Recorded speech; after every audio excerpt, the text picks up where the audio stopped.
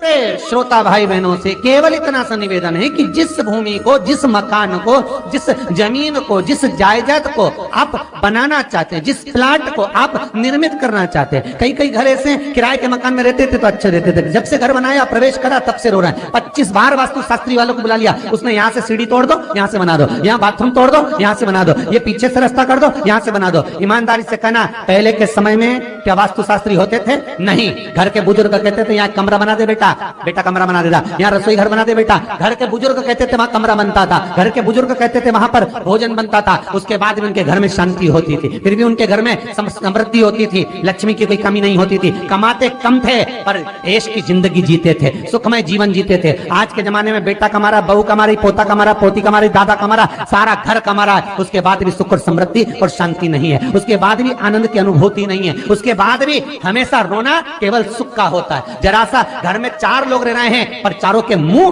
भगोने जैसे रहते हैं, एक तपेले जैसा मुंह, एक भगोने जैसा मुंह, एक थाली जैसा मुंह, एक बल्टोई जैसा मुंह, सब कोई बोलने को तैयार नहीं, क्योंकि जब जब बोले तो बर्तन की आवाज आए तो बोले ही नहीं। एक माँ बैठी टीवी के सामने, एक माँ बैठी, एक सोफे पे बैठा, बोले ही नहीं आपस में। वो सुख गया का महाराज। कई लोगों के मैसेज आते हैं, गुरुजी हम बड़े दुखी हैं, कारण क्या है? बस कारण इतना सा है कि आपने जब मकान का निर्माण कराया, वास्तु शास्त्री को बुलाया, इंजीनियर को बुलाया, सब ठेकेदार को बुलाया, सबको बुलाकर मकान, प्लाट, जमीन, जायदाद सब दिखवाया, पर आपने उस भूमि पर पद्म पुराण कहती है, धेनु मानस कहती है, स्कंद पुराण कहती है कि उस प्लाट पर आपने 3 दिन तक एक गौ माता को नहीं बांधा। 3 दिन तक एक गाय को उस प्लाट पर बांधकर चारा खिलाते, ना वास्तु शास्त्री को बुलाने की जरूरत पड़ती, ना कभी समृद्धि की, ना सुख की जरूरत पड़ती, क्योंकि गाय उस जगह से सारी इंद्रियों को आनंदित देकर सुख प्रदान कर देती है। उस जगह के सारी रोग, बीमारी, कष्ट, तकलीफ, दुख को गौ माता खींची।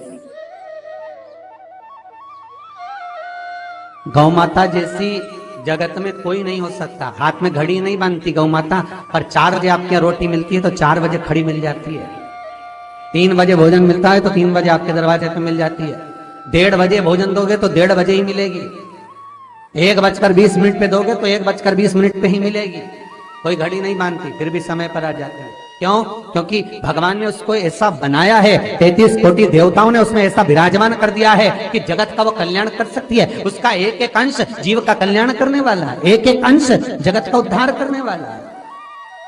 पर हम ये आज के युग में हम उसको भूल गए। आज के युग में हम ये सोचते हैं कि हम वास्तु शास्त्री को बुला लें, वो ये बता दे, हमने ये फ्लैट बनाया, हमने ये मकान बनाया, इसकी छत कैसी, इसका कमरा कैसा, वो बता देगा, सब कुछ बता देगा। उसके बाद भी लोगों को क्या सुख नहीं है, उसके बाद भी शांति नहीं। फिर चलो तो चलो किसी बाबा जोगी क्या बोल रहे, जो ऐसा घूम घूम के बताता, और उसके यहाँ जाकर पूछ लिया, बताओ बाबा जी हमारे घर में शांति नहीं, तो बाबा जी एक ही बात बोले, तेरे ही घर का है जिसने कुछ कर दिया। अब इसको याद आया 15 दिन पहले मेरी जेठानी से लड़ाई हुई थी, उसी ने कुछ करा होगा। अब बताओ बाबा जी ने आपस में ऐसा बीज बो दिया कि घर और जुड़ा हुआ था तो टूट गया। कोई बाबा, जोगी, सन्यासी, तपस्वी, साधक, उपासक कभी नहीं कहता कि घर का है। हमेशा याद रखो, संसार में किसी की सामर्थ्यता नहीं है कि कोई आपका बुरा कर दे, किसी की सामर्थ्यता नहीं। संसार में किसी की सामर्थ्यता नहीं कि आपका बुरा कर दे, बस आपका बुरा आपका किया हुआ कर्म करता, कोई दूसरा नहीं कर सकता। एक नींबू गिर गया दरवाजे पे तो 14 दिन तक नींद नहीं आई। सीसीटीवी कैमरे में देखो कौन पटक के गया, मेरे को तो 3 दिन से शंका हो रही पड़ोसन। अब बताओ, जब कैमरे में देख लिया तब मालूम पड़ा बेचारा साइकिल वाला सब्जी लेके जा रहा था उसके घर पे और नींबू पॉलीथीन से टपक गया। तब सुकून मिला कि ये नींबू, तब सोई आराम से कि पड़ोसन ने कुछ नहीं किया। ना जाने किसने क्या विद्या कर दी, ना जाने कौन ने कौन सा टोना मार दिया। केवल एक दीवार ऐसी होती है जहां पर हनुमान जी का चित्र लगाया जाता है।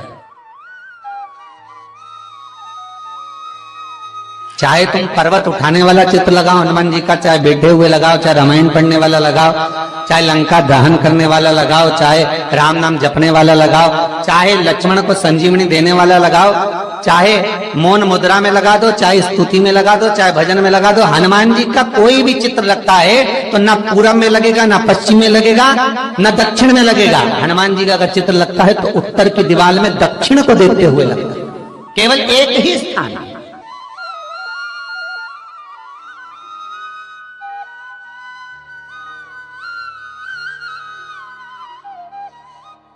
जैसे पूर्वजों के चित्र को, पितरों के चित्र को, गए हुए हमारे जीवों के चित्र को दक्षिण में विराजमान किया जाता है, उसी तरह हनुमान को उत्तर में विराजमान कर कर दृष्टि दक्षिण में कर दी जाती है।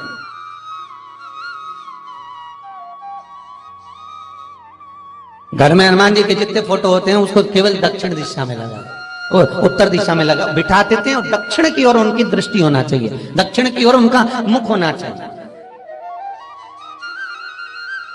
क्यों महाराज? अगर व्यक्ति के जीवन में कोई बीमारी आने वाली है, व्यक्ति के जीवन में कोई रोग आने वाला है, व्यक्ति के जीवन में अगर कोई कष्ट आने वाला है, व्यक्ति के जीवन में अगर कोई परेशानी आने वाली है, व्यक्ति के जीवन में कोई एक्सीडेंट का योग भी बनने वाला है, तो शास्त्र कहता है वो दिशा दक्षिण से ही बनता है।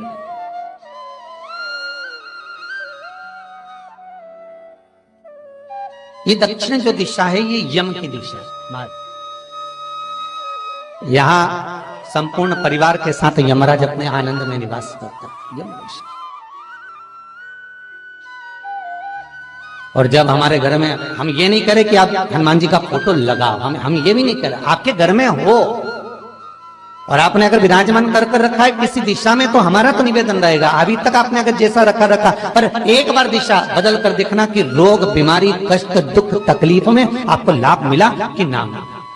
हनुमान जी ने केवल दक्षिण दिशा की ओर अगर मुख कर हमने विराजमान कर दिया, फोटो ही विराज दिया। हम ये नहीं कहेंगे आपसे कि आप बाजार से फोटो खरीद कर लाओ फिर लगाओ, नहीं, आपके घर में हो तो आप लगा दीजिए, आपके घर में हो तो विराजमान करें।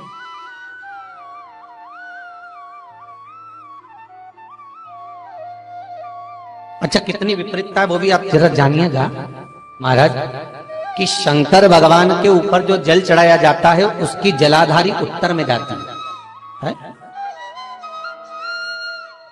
कई लोगों को तो आज भी तुलसी उतारना तक नहीं आता कि तुलसी का दल कैसे उतारा जाता है।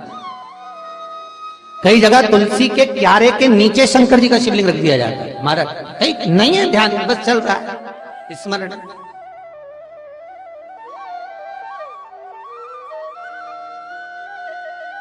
भगवान शिव का जो जल जा रहा है वो उत्तर की ओर जा रहा है, और हनुमान जी को उत्तर में विराजमान कर मुख दक्षिण की ओर कर दिया गया। क्यों?